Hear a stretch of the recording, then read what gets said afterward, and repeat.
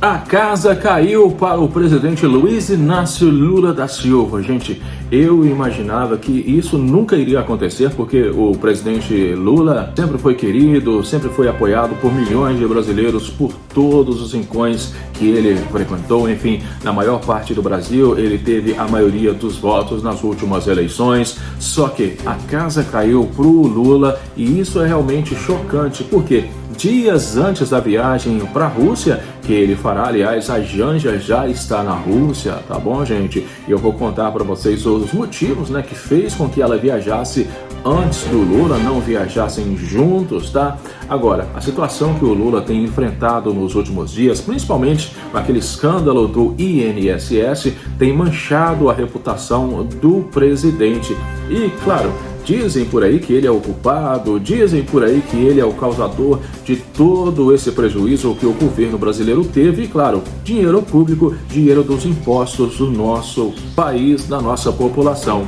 Agora, por que a casa caiu para o presidente atual, Luiz Inácio Lula da Silva? Eu vou contar para vocês, gente, porque, primeiro, a popularidade do Lula despencou, tá? Nunca esteve tão baixa como está na atualidade. E muitos dizem que ele não iria conseguir terminar esse mandato, e parece que essas notícias, que essas informações, elas estão sendo confirmadas, tá bom? Preparem o coração então, porque eu vou trazer para vocês essas notícias que chegam em pleno domingo sobre o atual presidente. E principalmente, gente, ignorar a queda de popularidade que ele tem enfrentado nos últimos meses é algo que ele não deveria fazer. E claro, os escândalos, que estão acontecendo no governo, e parece, vocês perceberam que a cada semana um novo escândalo aparece, e isso realmente está desmoronando com os planos do presidente Lula para se candidatar a uma reeleição no ano que vem. Mas antes que eu traga para vocês essas novas informações, eu queria pedir para você se inscrever no canal. Se você ainda não é inscrito, aperte o sininho para as notificações e, claro, não esqueça de deixar o seu comentário, que é muito importante. O Ronaldo sempre responde e dá coração para todos. Aí de baixo também eu vou deixar para vocês o link dos meus outros canais e, mais uma vez, gratidão. A família segue crescendo, já somos quase 567 mil inscritos, 166 milhões de visualizações. Bem, Lula cada vez mais longe dos trabalhadores. Esse é um dos pontos que tem sido tocado pelo povo brasileiro e principalmente aqueles que não gostam do Lula. Acabou o tempo em que Lula conseguia ser a estrela principal dos grandiosos eventos organizados pelas centrais sindicais para comemorar o Dia do Trabalho, assim como o próprio movimento sindical, cada vez mais esvaziado e distante da realidade dos brasileiros. O presidente já não mobiliza nem se aproxima da população como antes, após o fiasco de 2024, quando discursou para uma minúscula plateia de apenas 1.635 pessoas reunidas no estacionamento da Arena do Corinthians, na zona leste de São Paulo. Segundo estimativa do monitor do debate político da Universidade de São Paulo, com base em imagens aéreas, Lula preferiu, nesse ano, evitar o risco de novo vexame e permaneceu em casa. A única atividade alusiva à data foi um pronunciamento televisivo exibido em cadeia nacional na noite do dia 30 de abril, em que repetiu as velhas cantilenas com doses extras de populismo e um toque de deboche.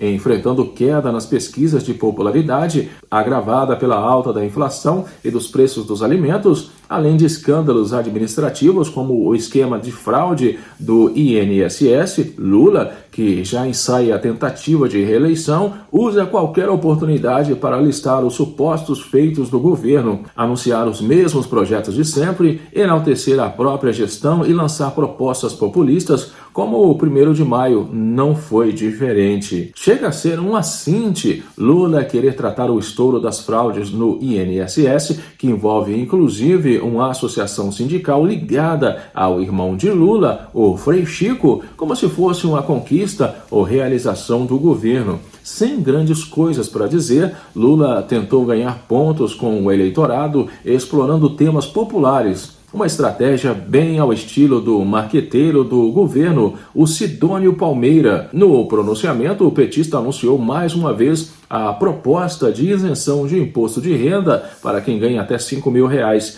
e pegou carona na discussão sobre o fim da escala 6x1, que ganhou popularidade no ano passado após a proposta de emenda constitucional de autoria da deputada Érica Hilton, que estabelece uma jornada de trabalho 4x3. 4 dias de trabalho e 3 de descanso. Bem, eu quero que vocês deixem aí nos comentários, né? Qual a escala de trabalho vocês prefeririam?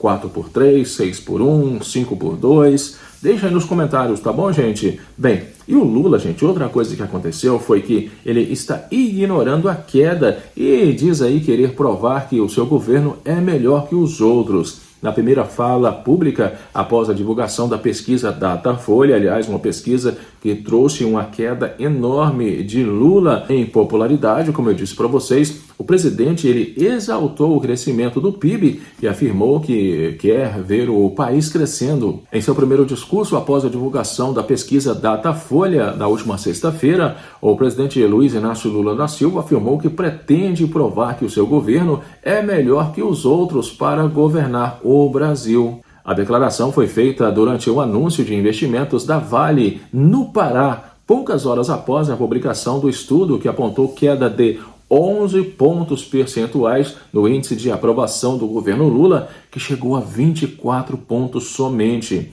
Nós vamos derrotar a mentira. 2025 será o ano da verdade nesse país. Quero provar que somos melhores que os outros para governar este país, afirmou o presidente Lula. No discurso, o presidente não mencionou a pesquisa que mostra o menor índice de avaliação ótima ou boa em seus 3 mandatos. A última pesquisa, divulgada até então, em dezembro do ano passado, apontava a aprovação do governo em 35%, ou seja, houve uma queda de 11 pontos percentuais. A margem de erro é de 2 pontos para mais ou para menos. Enquanto isso, a Janja, desembarcou em Moscou 5 dias antes de Lula e visitou o Kremlin. Porque, gente, a Janja está viajando sempre quando o Lula vai para fora do Brasil. Ela vai uns dias antes, seria para curtir férias, tentar abrir o caminho para o Lula em relação a oportunidades para o Brasil. A primeira-dama deve cumprir uma série de agendas até a chegada do presidente à Rússia, na próxima quinta-feira, dia 8. A primeira-dama Janja Lula da Silva desembarcou ontem, sábado, em Moscou, 5 dias antes de a comitiva do presidente Luiz Inácio Lula da Silva chegar à Rússia para uma série de compromissos do chefe de Estado. Na capital Rússia, Janja visitou o Kremlin, sede do executivo local e onde se situa a residência oficial do presidente Vladimir Putin. Segundo o Palácio do Planalto, a primeira-dama deve se encontrar com a comunidade brasileira na Rússia e cumprir uma série de agendas nos próximos dias sobre temas como a educação e cultura, além da Aliança Global contra a Fome e a Pobreza. Somente 24% dos brasileiros acreditam que o Lula está fazendo um bom trabalho. Agora eu quero a opinião de vocês aí também. Vocês gostam do Lula, não gostam do Lula? Acham que ele está fazendo um bom trabalho ou não? Um grande abraço, fiquem com Deus e eu volto daqui a pouquinho no próximo vídeo. Até já!